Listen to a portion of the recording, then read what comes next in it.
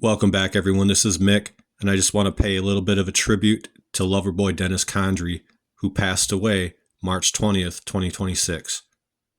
One of the greatest professional wrestlers of all time, born February 1st, 1952, and as I said, passed away March 20th, 2026. Very sad to hear of his passing.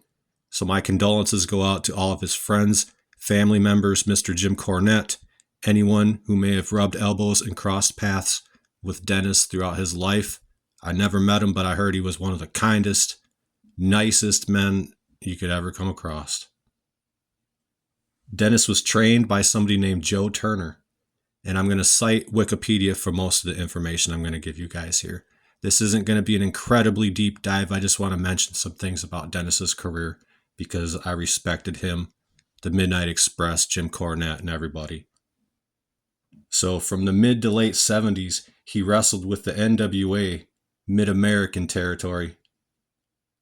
Condrey formed a team with Phil Hickerson, and they were called the Bicentennial Kings, and he had a feud with the Gibson brothers from around 1977 through 79.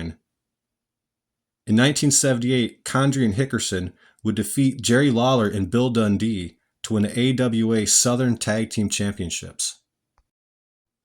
In 1979, Dennis Condrey would beat Gorgeous George Jr. for the NWA Mid-American Championship and will end up losing it to Dutch Mantell not too far down the line.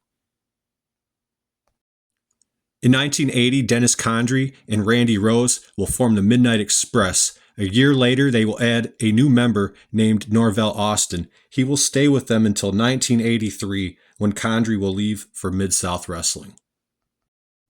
It was back in the autumn of '83 when Condrey showed up in Mid-South Wrestling and reformed the Midnight Express with Bobby Eaton and added James E. Cornette as their manager. One of their first feuds was with Magnum TA and Mr. Wrestling 2, where they famously tarred and feathered Magnum TA, and during the match, Mr. Wrestling 2 will turn on Magnum and the Midnight will win the tag team championships. The Midnight winning the tag team championships will also clear way to one of the greatest tag team feuds in the history of wrestling, the Midnight Express and the Rock and Roll Express.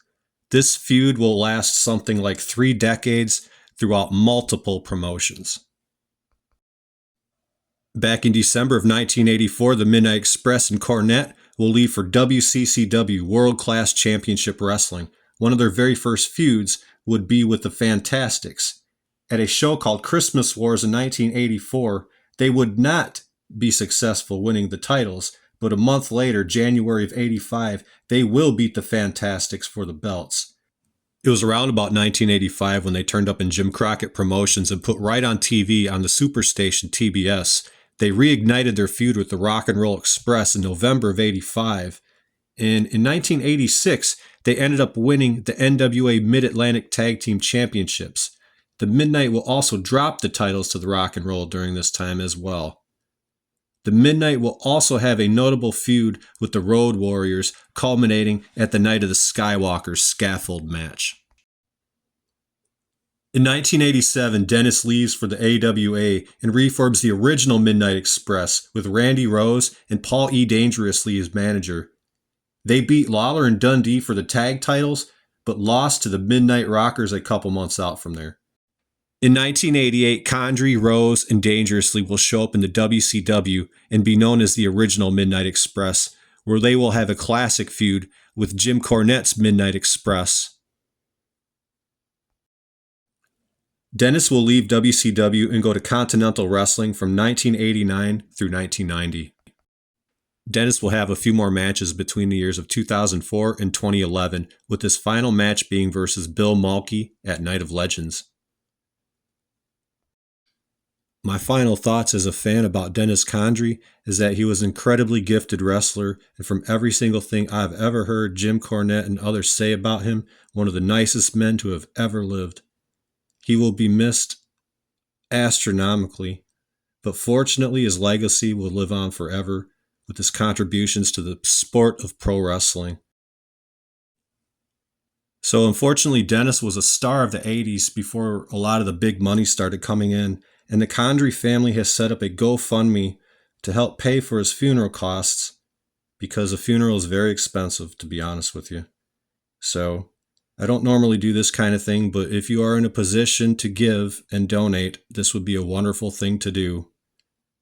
Um, you know, he gave a lot to the professional wrestling sport, and it would be nice if we could give back to him.